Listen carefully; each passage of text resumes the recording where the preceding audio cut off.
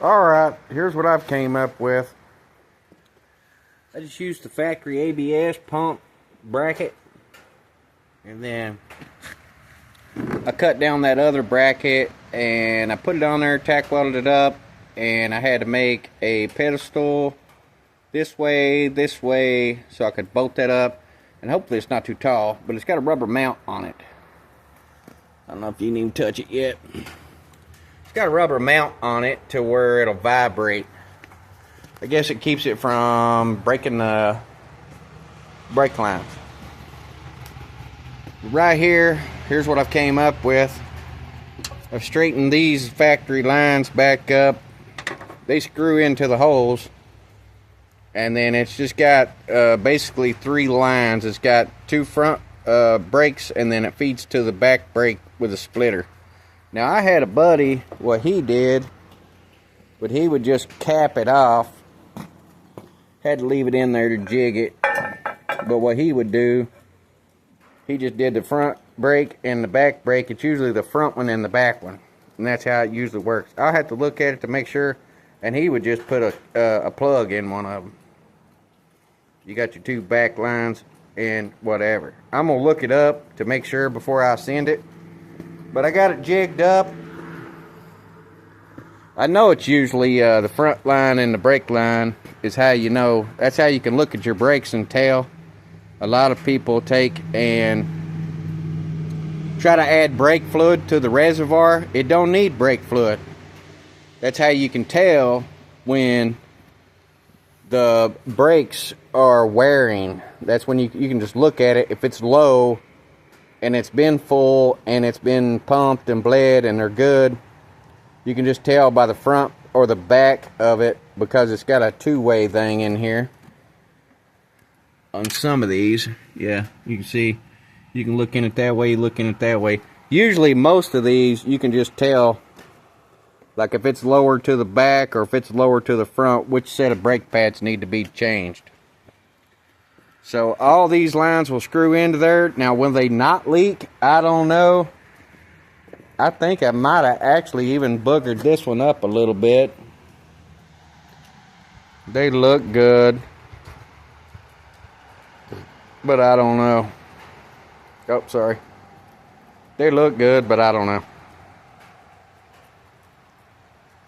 But I did have to take and cut the lines off. A real trick way of getting that apart, like if you need it or whatever, you can, if you can't get the lines out of it, you can just cut the top of the line off. And that's what we did. I just take and cut it real close to a factory line. You can just take and, like these are aftermarket ones I put on it. You can just cut it close and then take a socket and put on it and buzz it right out. It ain't nothing. I hope that helps somebody. We're going to try to get the brakes, that proportionary valve mounted on the factory brackets, and I had to put this wiring harness in here to make sure that it's not going to be in the way. So we'll pull all that back out and then we'll start doing some stuff. We got to make sure that, you can see I had these lines through the wiring harness. This is the outside of the wiring harness, and I had to make sure it was good. So it's got plugs, like this goes to the transmission, stuff like that. Now we'll probably end up taking it apart and pulling all the stuff out that we hopefully don't need. I got to make sure. It'll take a little bit of reading, but I wanted to make sure that for whatever reason, I think I put this plug in there backwards. I'm not a bit ashamed to tell on myself, but we're just getting it roughed in. I think the plug's in backwards. It needs to go the other way. And I don't know if it's the right plug. It looks close. I mean, you might stick it in there and it'd be good, but I'm not going to send it until I send it. That'll need to be seam sealed. A couple tack welds to the outside. Welded out solid to the inside. Same thing goes with the rest of this. I wanted to put the dash in it, make sure that the pedals were pretty close. I mean, they're not perfect, but that looks pretty good. And we're going to start bleeding. And you can just see we're doing a rough end. I did trim the stud Basically, we're going to start finding bolts. That way we get all of our bolts together or whatever. That actually might be good enough. I really, you know, it ain't got to be like structure or nothing. Don't want to bend it or warp it up too bad. And then these plugs come in to hook to this inside wiring harness. So, we're going to try to hook it up to where we turn the key on and the fuel pump gets power from the key, only in the on position. And right there's the transmission, all that's got to be hooked up. Got to make sure that it'll go in there and be able to shift gears or whatever. We're going to hook up brake lights and all that good stuff too. So, we still got a big hole, but we did get the pedal mounted up, but it does need to come over. I'm waiting on some welding wire. I'm just using a stick welder where I can. I got a couple little sticks, and we're basically going to start a process of elimination. Try to find all the bolts. Start putting all the bolts in it, even if you got to take them back out. I pulled that dash out a few times, so it'll be a lot. I'll make that doghouse once I pull all this. You get it all hooked up, get it running, whatever, get it to where you can take it back apart and put it back together again. You got to weld all that out, seam seal it, spray paint it, scuff it, and spray paint it. Now, you know, I've already got people saying, oh, you could do this, you could do that. Functionality over aesthetics, okay? It's not a show truck, nor is it ever probably going to be one. Basically, want a truck that we can just slap it together. It's only going to have heat in it, and that you need that to defrost the windows or whatever. And I want the four-wheel drive to work. It's a pretty decent truck. I mean, it's a 20-footer. Yeah, we can start talking about how the body work is starting to shrink.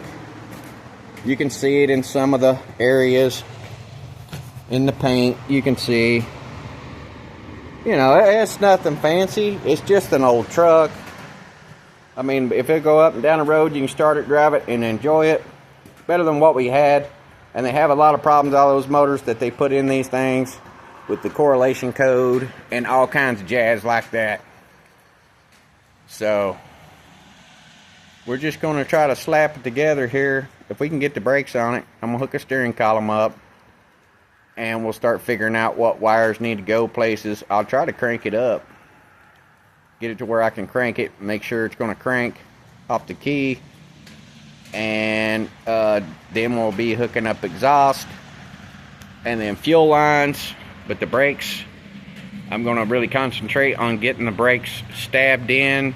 Now, they're not going to be bled out and all that until we start hooking up a lot more stuff.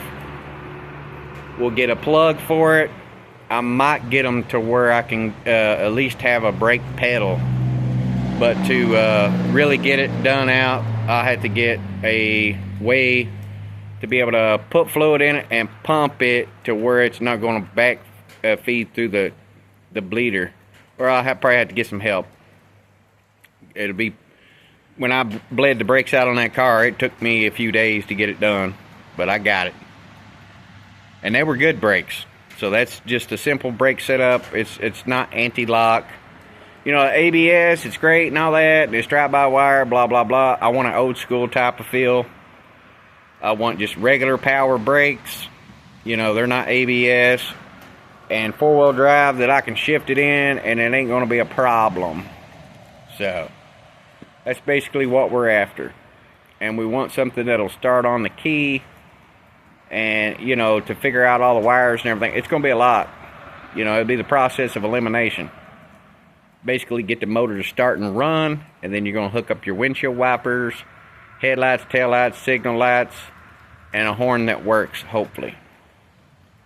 And, you know, all together with the carpet in it. A drivable vehicle, okay? Not a show truck.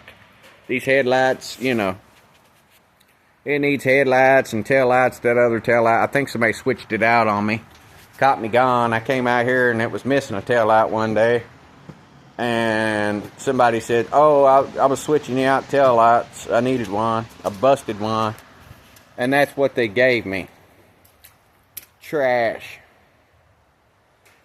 But you can see we painted this tailgate and, you know, the body work on it. I painted that, did the body work. But you can see, you can start seeing the body work and stuff. You know, people want these 20-year warranty paint jobs, and, you know, the body work, once it starts to shrink, it don't matter. I mean, it looks good, but if I was to pick on it, you can tell. You know, I did put a tailgate on it, got it off my buddy, he passed away. But, that's only the guy that I knew that had a bunch of these old trucks. They got rid of all that stuff, crushed it, obviously. It needs taillights, it needs a couple headlights, if I was to pick on it. Real good wash and wax, and just a drivable truck, you know. That's all we're doing here. It's, you know, you can say, oh, I could do lots of things. I could take it and have it soda blasted and dipped and put on, pick the body up off of it and just clean it all up, any kind of whatever. You could patch it or replace it and whatever. We're not going to spend that kind of money on this truck. The truck blue books for like $4,000 and something. For what we did to it, that showed it a lot of love. Really, it should probably just been in the junkyard, to be honest. If I'm being honest, that's what anybody with their real mind would tell you. Ah, buddy, just junk it, get another one. You know, it is what it is. We're just going to you know, clean it up, scuff it up, spray paint it a little bit here and there, and call it what it is. Hopefully a daily driven truck, or at least on the weekends. You know, something decent. And hopefully we can enjoy it. That's all we're doing here.